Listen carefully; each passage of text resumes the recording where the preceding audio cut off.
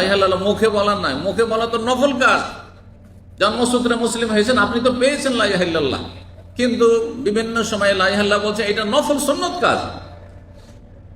অন্তরে সেটাকে সব সময়ের জন্য লালন করা, ধারণ করা, আঁকড়ে ধরে থাকা, অন্তর থেকে এক মুহূর্তের জন্য লা ইলাহা ইল্লাল্লাহকে আউট করা যাবে না।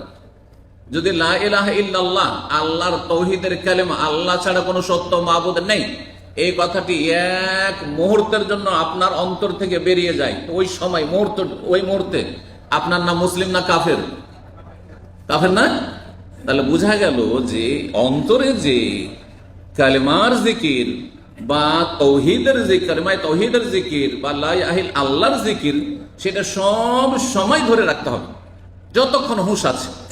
হুঁশ নেই, ঘুমিয়ে গেছেন, মাফ, জাগলেই যেন আল্লাহর কথা এখানে বসে আছে।